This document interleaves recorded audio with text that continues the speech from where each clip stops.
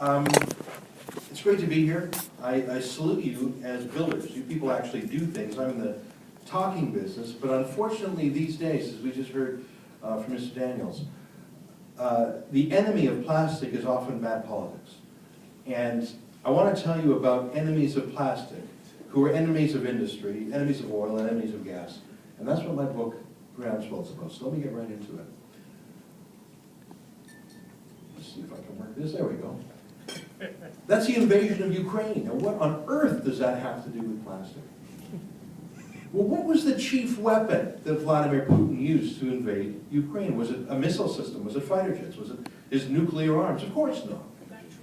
His chief weapon was energy. That's right, Amir. And why do I say that? Because as he has gobbled up more and more of that country, he has done so with impunity. I'll get to the impunity part for a second, but on Monday, do you know what Vladimir Putin did? On Monday, he turned off the gas for the entire country of Ukraine. Ukraine buys almost 100% of its natural gas from Russia, from Gazprom, which is 51% owned by the Kremlin. It is a strategic company, the same way a fighter jet company would be. And so it does not do economic deals like a normal company does. It does them at the command of the Kremlin. And they commanded Gazprom to turn off the gas, as they did in 2009 and 2006 in the dead of winter. And in fact, earlier this year, when Ukraine threw off Putin's puppet president in Kiev, Gazprom unilaterally jacked up the price of natural gas by 70% overnight. That is his chief weapon to undermine and weaken Ukraine and to punish them now. But it's also the reason why the West can't fight back. Because it's not just Ukraine that buys so much of its natural gas from Russia. Here's a map that I borrowed from The Economist showing the percentage of energy that various other countries in Europe get from Gazprom. As you can see, the Baltic countries and Scandinavia, close to 100%. And Germany, the powerhouse of Europe, gets 1/3 of its energy from Russia. How are you going to put sanctions on someone that sells you 30, 40, 50, 80% of your energy? You better be careful he doesn't put sanctions on you. Which is precisely why Putin continues relentlessly to devour Ukraine. This is in Cyrillic. This is from Izvestia in Russian. I like keeping it in Russian just to remind you what the debate about natural gas is about. We think here in Canada, oh, should we have fracking in Quebec or New Brunswick? It feels very local and domestic. No, no, no. The real battle over energy is in Europe. Now, the number in each of these dots, in these circles, refers to a price that Gazprom charges different countries. You'll see in the top right there it says Polish, that's Russian for Poland, $525 per 1,000 cubic meters. It's about $14 per MCF. We pay, what, about 4 or 5 here in Canada. You'll see Germany, I can't spot it from this angle here, it's a lot less.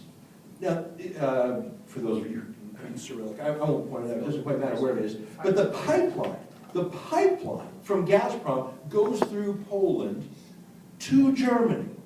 So how on earth could natural gas cost 30, 40% more in Poland than if that gas continues for hundreds of miles further into Germany? There is no chemical reason or logistical reason or physical reason or geological reason. There is no reason why natural gas costs more earlier in the same pipe than later in the pipe, except the one thing that makes this scattergram make sense. Why are some in red and some in yellow and green? Why are some people paying almost double than others? Well, it comes back to the reason I told you before. Because Gazprom is not actually a company, it is an arm of the Kremlin. And if you do Vladimir Putin a favor, he will do you a favor and cut the price of your natural gas. And if you rebel against him and lean too much to the West or to NATO, he will jack up your prices. That is Vladimir Putin's weapon, and that is how you conduct a war in the 21st century. Right. Now this is what the boardroom of Gazprom looks like. It's this gorgeous, if you like the 70s Studio 54 disco. Kanye West called. He said, "Tone it down, guys. It's a little garish." You know, I mean, it would be as if you gave The Sopranos a $100 billion company. I think that's what their boardroom would be like. And it really is. It's almost like the whole country is run by oligarchs. And I mean, Vladimir Putin himself is ex-KGB. I got this off the Gazprom's website. Look at this. That looks like a disco. I swear to God, that is the corporate boardroom of Gazprom. I'm not making this stuff up. I mean, that country's, it's a country, it's a club, it's a organized crime syndicate, and I don't know what it is, but what's with the no shirts thing? I mean, for a country that's anti-gay, they certainly like strutting around. I mean, nothing's anything wrong with it. I got that from his Tinder page. There's Putin, and that guy down there is another senior executive at Gazprom named Vladimir Tumeyev. I mean, I don't know what Casual Fridays is like at your office. I think Casual Fridays at Gazprom, I don't know, it's like a macho thing. Like, I don't know, that's how they like break him into the Sopranos over there. So anyway, I'm going to tell you a little bit about Vladimir Tumeyev, because he's obviously trying to, you know, mimic his boss, Vladimir Putin. Tumeyev, I think he's 62, and I have to check his bio, and he not only is a senior manager at Gazprom, but he actually likes sports, so he runs the Gazprom professional soccer team. I mean, Gazprom's huge. It's as big as Exxon, really. And they have a professional soccer team. And though he's 62, I mean, he's in some good shape, I'll say. It's a professional league. But if he's getting really excited, the manager, this Gazprom executive, will put on his shoes and put himself in the game.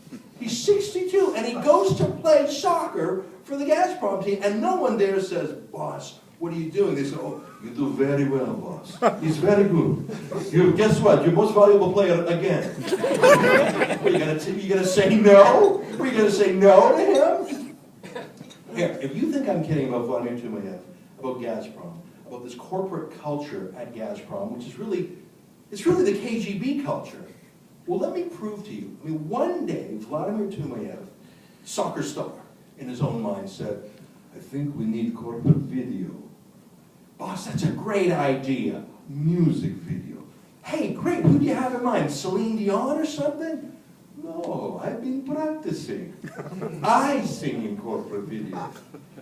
"Oh, that sounds like a good idea, boss. Let me show you, I swear to God. This is the Gazprom anthem. I swear, stack of Bibles. Take a look.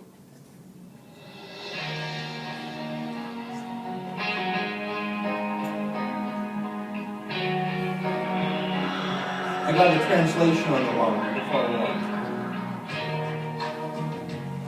It's catchy. It's catchy. And there's Vladimir.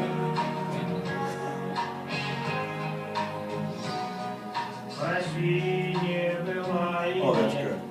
Oh, boss, that's good. Мы дарим всем тепло и свет для офиса и дома. И от рассвета до темна. Давайте помнить будем, работа наша всем нужна. И в праздники, и в будни. Давай за нас, давай за вас, давай за весь российский газ. Wait, you don't know?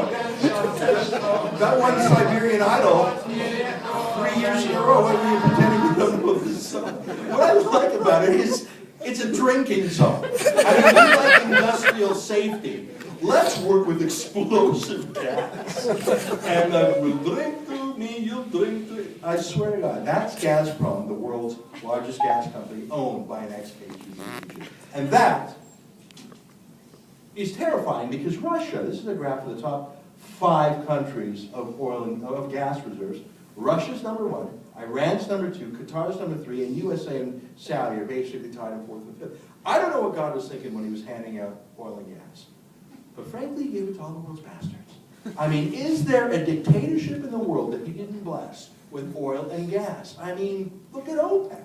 And that, and Vladimir Tumeyev and Vladimir Putin are the guys with all the good stuff.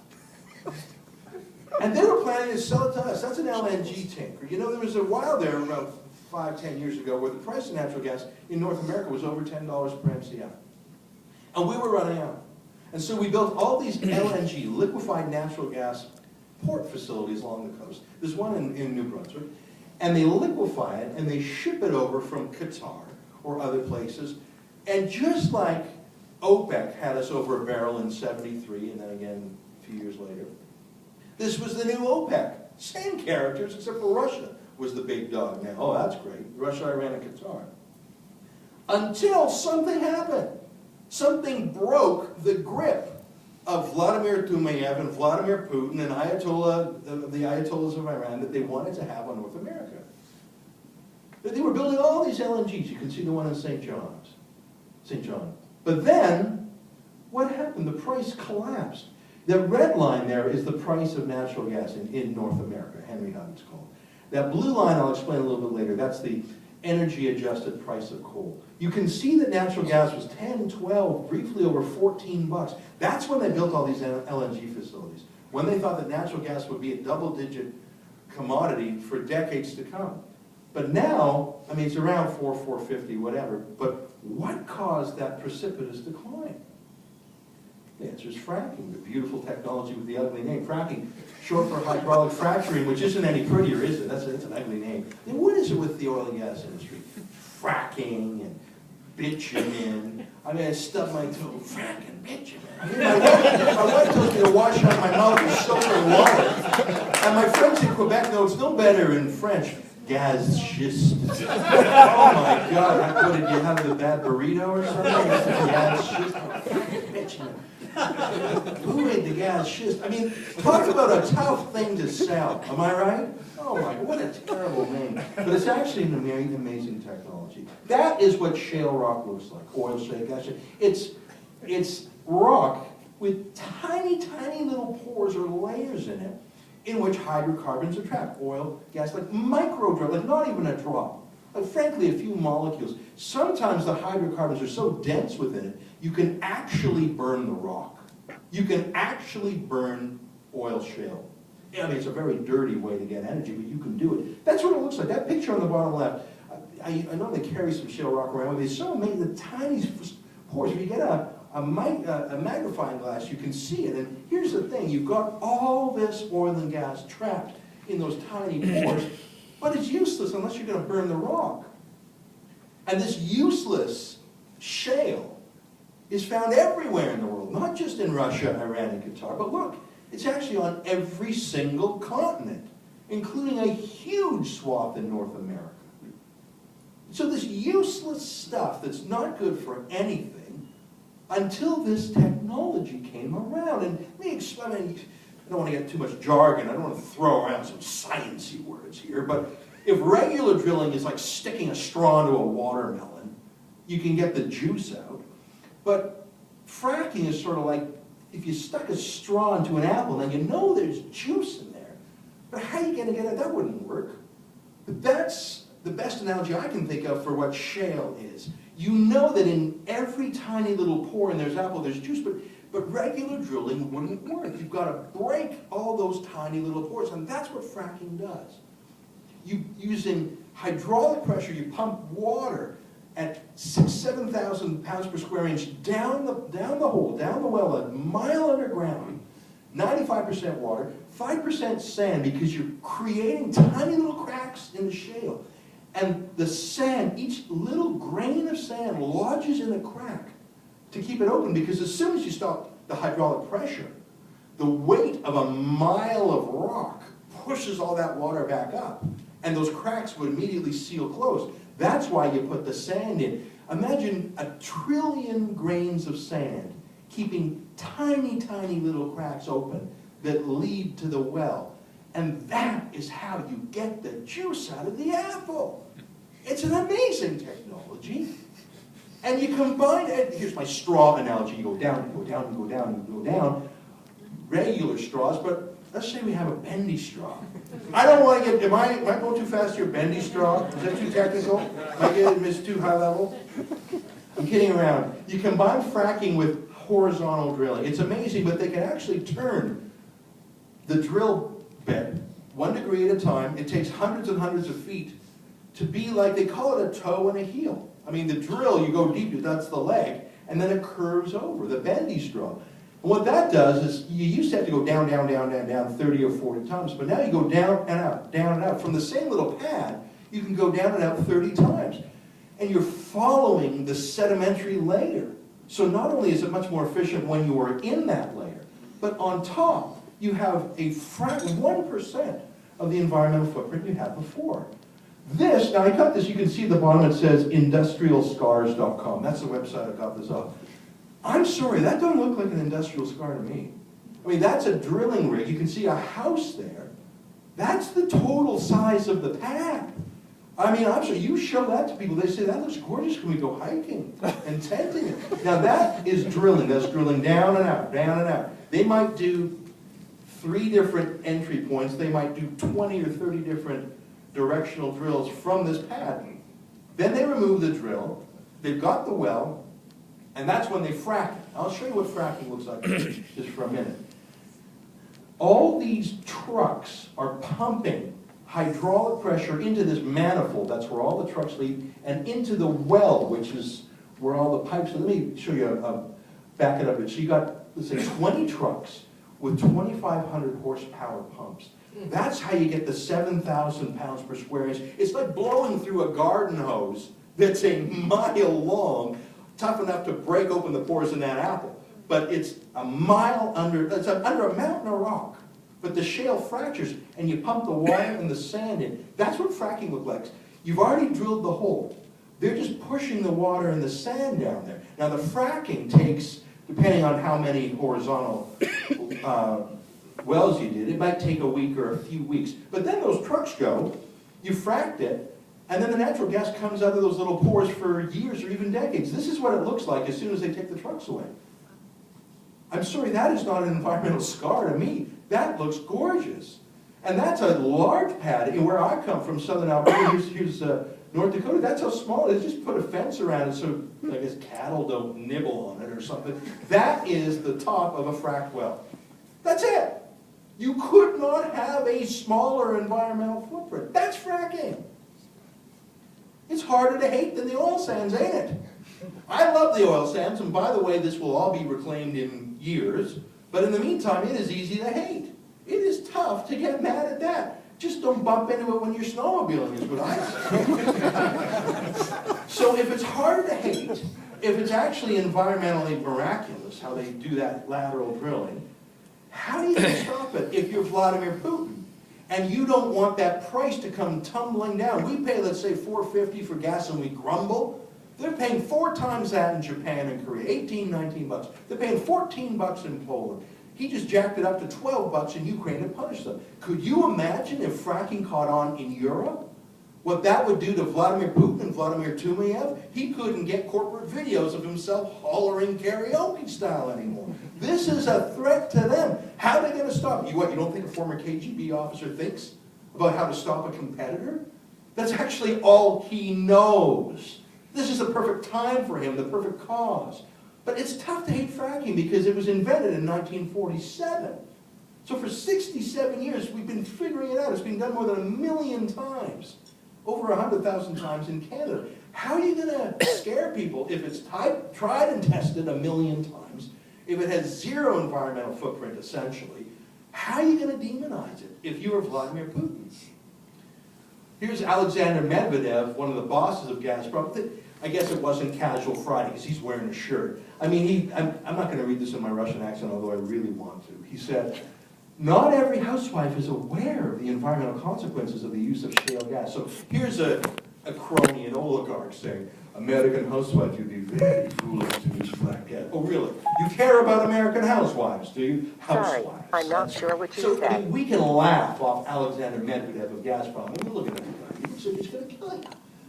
But what happens if he were to hire someone who looked so apple pie, so American, a red-blooded American patriot, to say this, not in a Russian accent, but with those beautiful Hollywood eyes? What would happen if, say, oh, I don't know, Matt Damon, who sort of looks like a young Alexander Medvedev. What if Matt Damon were to make an anti-fracking drama called Promised Land? And he did.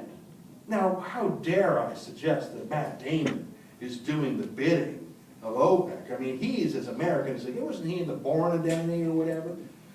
Well, that movie, if you look at the credits, was funded by Image Nation. That sounds pretty hip, probably Silicon Valley. No, actually, it's from the United Arab Emirates. It is a wholly owned investment vehicle of the dictatorship of the United Arab Emirates, a OPEC regime. OPEC paid for Promised Land to debut in Hollywood. Gasland, you ever heard of that? It's the leading anti-fracking movie.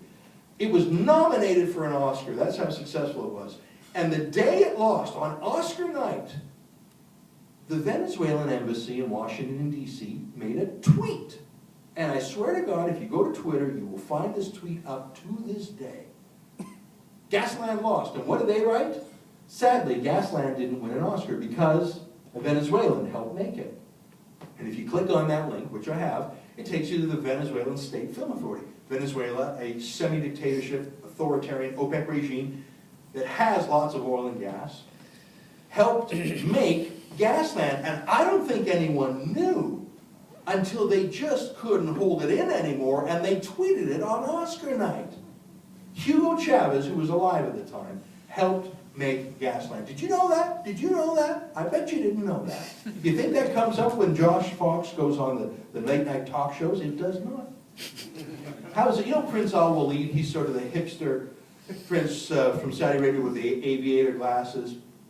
He wrote a 14-page memo in Arabic to the Saudi Ministry of Energy. I'm going to read it. This is a partial translation. We believe that the threat is inevitably coming from shale gas, which has increased at a high rate in the US and Canada. For us, the issue is clear and it requires swift actions. He also mentioned the oil sands. Swift actions, eh? He says it's an existential threat to Saudi Arabia. He's right. If Saudi Arabia were to lose its oil and gas base, there's nothing left there. That's more than 90% of the funds for that dictatorship. But again, they don't just speak in their own voice, in their own language, in their own identity. They have propaganda arms. Russia today is the Kremlin-controlled English-language propaganda arm of the Kremlin. And Al Jazeera now has an English channel called Al Jazeera America. That's based in the OPEC dictatorship of Qatar, as you may know. And as you see in both of these web sites, screenshots, they focus like crazy on a shale gas riot in Rexton, New Brunswick. Rexton is a small place. But Qatar sent a camera crew to Rexton. You're in Doha. You couldn't be further away on the globe from Rexton. And you send a camera crew to tiny Rexton. Obsessed much? Oh, why, yes they are. You type in fracking or shale in their search engines, hundreds and hundreds of stories, as if they were written by Greenpeace itself. They are at war with fracking because it is an existential threat to both the dictatorship of the Emirate of Qatar and to the semi-dictator of Russia. And if you think I'm connecting dots that aren't there, if you think this is a conspiracy theory, well, let me quote to you. No, I won't quote you. I will show you a video from a rioter himself. Now, this video is very brief, so let me give you a 30-second briefing. Look for 6 burnt police cars. Remember the riots against fracking there? They torched 6 police cars.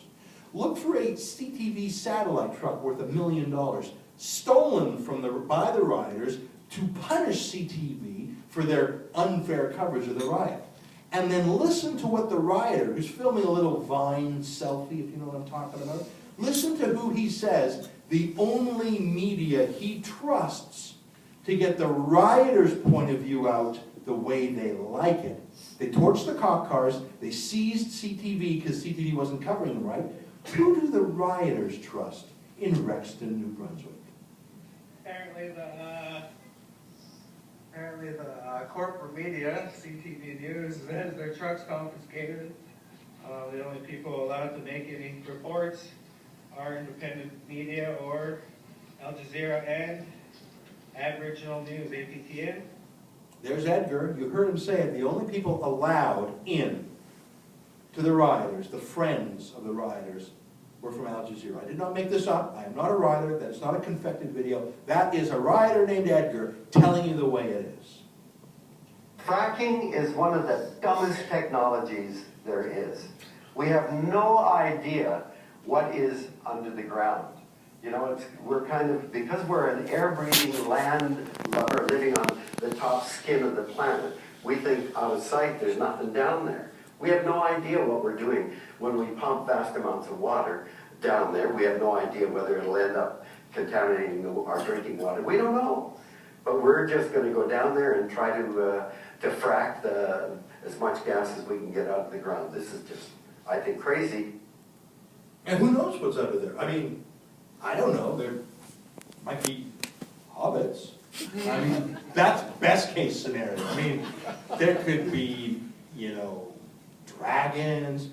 I mean, you thought I used a lot of jargon. He said, we're landlubbers. We don't know it. That's Canada's most trusted scientist. You don't even have to go to foreign sources like OPEC or Gazprom or Al Jazeera.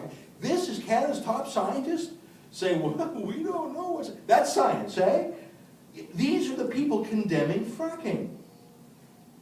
But I mean, look, pictures don't lie. This is a guy in Texas, Stephen Lipsky, fracking next. He's a victim. Look at what's coming out of his water hose. The garden, he turns on his garden hose, flames from fracking.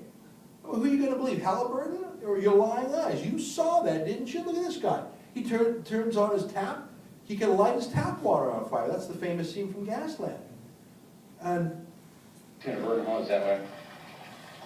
oh, you know what? I think we got the wrong. We have iron chloride. So time. I think you got two going on at the same time. Can we, stop the garden hose one and let's play this one. This is great. This is from Gasland, that Oscar-nominated documentary. It's really quick.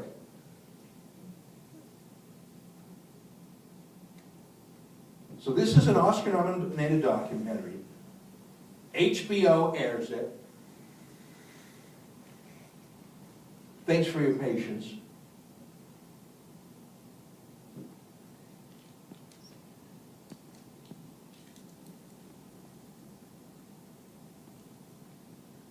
Right, sodium. Strontium. Barium. Is it just buffering or something? There you go. Okay, why don't we give it a second, because I want you to hear him in his own voice. Lift it up.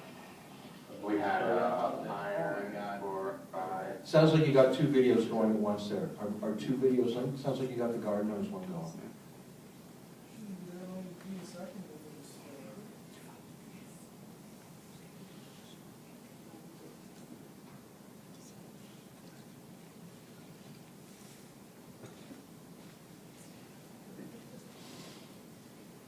Maybe just play it directly from here, yeah. Why don't you play the uranium one, or the weapons grade one, right from here, yeah, weapons grade.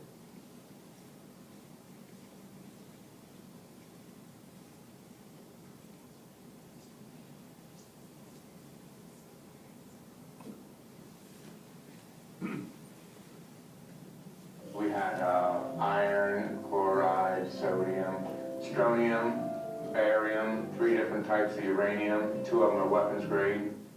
Excuse me? Two of them are, did you say weapons grade uranium? So the fracking company, when they were fracking the water near your land, they put in weapons grade uranium into your water.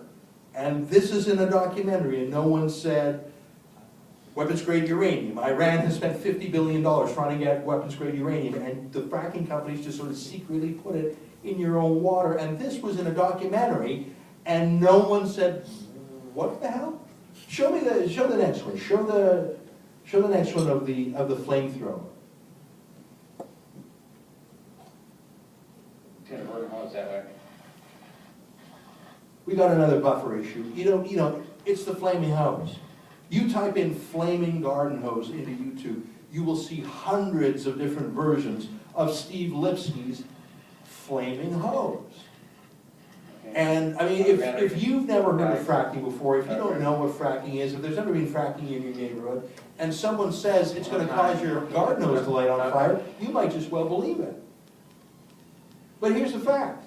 Judge Trey Lofton of the Texas District Court said that Mr. Lipsky and his wife did intentionally attach a garden hose to a gas vent, his barbecue vent, not a water line, and then did light and burn the gas from the end of the nozzle of the hose. This demonstration was not done for scientific study, but to provide local and national news media a deceptive video calculated to alarm the public into believing the water was burning. Now this judge's ruling came out in 2012, but Gasland 2 put it in the movie in 2013. So after it was revealed as a hoax to shake down the gas company, He made this video to sue the gas company, claiming they did this. They proved it was a hoax, but despite this, after this, Gasland 2 put that video in the movie, and HBO put it on TV. I better hurry up because I'm out of time.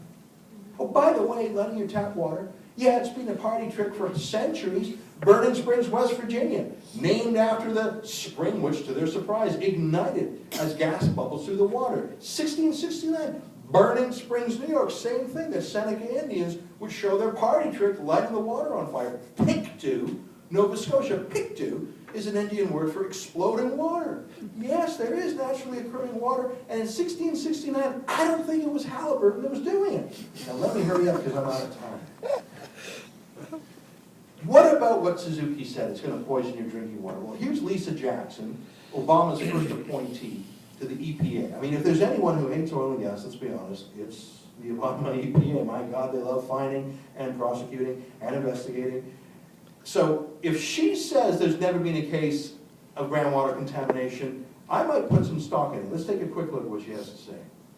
Is there any evidence that hydraulic fracturing, whatever can... I don't know, have we run out of buffering?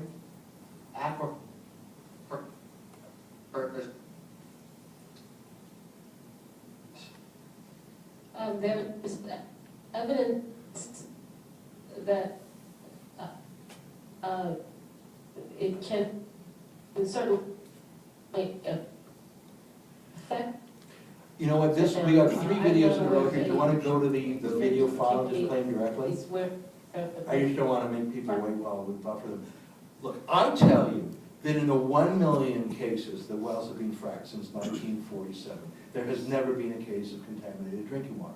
I'm telling you that. But who am I? Is there any evidence that hydraulic fracturing, however, can affect aquifers and water supplies? There's evidence that it can certainly affect them. I'm not aware of any proven case where the fracking process itself has affected water, although there are investigations ongoing. Well, of course there's investigations ongoing. That's what they do for a living. But let's check with her a little bit later. Let's see the next one called Lisa Jackson 2. How about later on? Is there any... No, the next one. In no case have we made a definitive determination that the fracking process has caused chemicals to enter groundwater. Okay, well maybe she doesn't know. I mean, she's a political person, there's a lot of different files. Okay, let me just go to the next slide here. How about the 3 most water-oriented investigators in the United States? How about the Assistant Administrator of the EPA for Water Safety? How about the Assistant Administrator for Prosecutions? And how about the Head of Water for the U.S. Geological Survey? Can you do Inhofe video, please? Inhofe. This is in an interrogative setting with Senator James Inhofe grilling the top 3 water bureaucrats in the United States. Do any one of you know of one case of groundwater contamination that has resulted from hydraulic fracturing? Start with you, Mr. Sullivan. Not that I'm aware of those. Giles? I understand there's some anecdotal evidence, but I don't know that it's been firmly So the answer is no, you don't know. All right, Mr. Larson. I'll have to respond in writing. I'm not aware of all our studies on that topic. Well, but you've already answered. You're not aware. That's the question I asked you.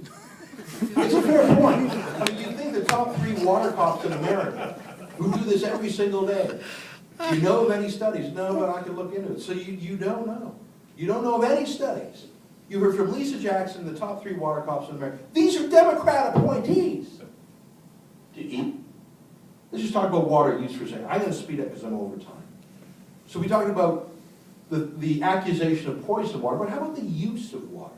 Well, the average frack well is less than 1 million gallons to 5 million gallons of water total use to frack it, and they often recycle that. Compare that to, a single day's worth of lawns being watered in Fort Worth, Texas, or golf courses. 15 million gallons of water. I'm not against lawns or golf, I'm just putting things in perspective. 750 times as much water to make ethanol as the same amount of energy you get from methane. Of course, you have to grow the crop. Your typical solar voltaic manufacturer needs 70 million gallons of water a year. If you compare the use of industrial or agriculture or consumer water to fracking, it is less than 1%. All the fracking in the Marcellus Shale is 1% of the water used by the states in the same area. I mean, every day the amount of water we use, we don't realize it. 1 latte to go, it's 53 gallons, not in the cup, but to grow the bean, or your beef, Or your cotton shirts. Fracking actually is a net positive. This is for the chemists in the room. When you burn methane, CH4 and O2, it emits CO2 and water vapor. And if you do the molecular calculations, sorry my font got screwed up, it takes about a gallon of water to get an MCF of gas. But that emits 11 gallons of water when you burn it. Fracking takes water that is trapped in those pores of shale in the form of gas a mile underground and brings it into the hydrosphere. For every gallon of water we sent down to frack, we take 11 gallons of water out when we burn the methane. That's science. Depends where you get your science from. If treehugger.com is your science, that's what they show you fracking is like, with those cracks going to the surface. Popular Mechanics puts it into scale, but really, it's a mile deep. That's what, 7 Empire State Buildings deep. We get our water from the top 50 feet beneath the surface. That's where the aquifer is. There's no drinking water well in the world that's a mile deep. That's where the fracking is. And the cracks are as small as a grain of sand. And there's the weight of a mountain a mile high on it. It is physically impossible for a grain of sand thickness crack to work up a mile against the pressure of that rock to the aquifer, which is why 1,000,000 times later it hasn't happened. Although, people say, well, maybe you're causing earthquakes, and it's true. These are 3 screaming headlines from UK where they're starting to frack. My favorite is, exclusive fracking company, we caused 50 tremors, but we're not going to stop. Ha ha ha. Well, it is sort of true that they cause tremors when you frack. A basketball is a seismic event. A woodpecker is a seismic event. Depends where it is on the Richter scale. Lucky for the editors of the Daily Mail, no one realizes that a 1.0 tremor is less than any human being can feel. We can't feel anything really under 2.5 or 3 on the Richter scale. Only seismographs can do it. Yeah, they were earthquakes. Coal mine cave-ins, naturally, are a higher seismic event. From the unpronounceable to the unknown. Let me go back and do that again. So we talk about seismic, we talk about poison water, we talk about using too much water. But what about the fracking fluids? And I'm going to speed up because I know I'm over time. But I know folks at the table were interested in ethylene and things of that sort. This is from Gasland. This is where he said, well, forget the water, forget the sand, forget the seismic. There is poison they're pumping in that fracking fluid. It's 95% water, it's 4.9% sand, but what about that last percent? This is a clip from Gasland. From the unpronounceable to the unknown, to the too well known. Ethylbenzene, known carcinogen. All right. Well, I Googled these things. What was that first one? That thiocyanomethylthiobenzothiazole. That's a pretty, and there's a 2 in there. What's that? I Googled TCMTB, and what did I find? TCMTB is a fungicide that we spray on our food. It's true, it's unpronounceable, but it is not a poison. You wouldn't drink it, but you use it on leather goods, on seeds, anything on fungus. And ethylbenzene, that's what you use to make polystyrene and those clamshells that we put in our mouth all the time.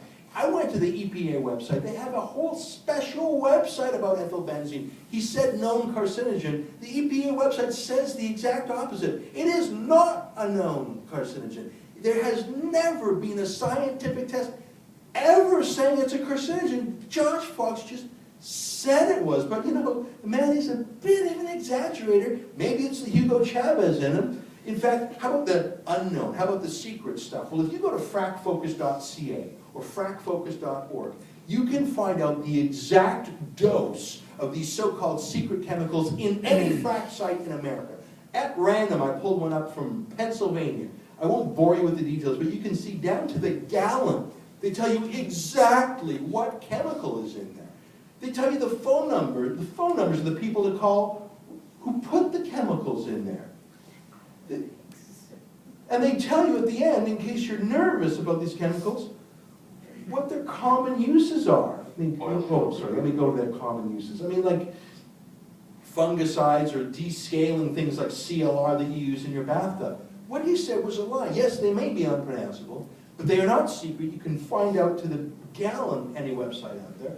And I'm sorry, they are not poisons. We wouldn't drink, cleaning fluid from a household or Windex, but it's no more poisonous than that. But look at this one last trick, and I know I'm over time, but I want to show you one last trick in the lies against fracking, because I swear to God, the enemies of fracking are the energy of plastic.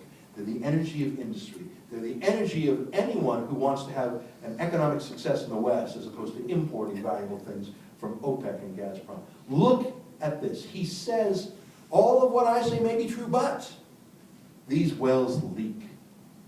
Oil field review published in 2003 that showed that sustained casing pressure, i.e. cement failure, occurs at alarming rates. Look at that. I mean, that is an alarming rate, and he said it was oil field review, and look, 50, 60%. I want to show that video one more time.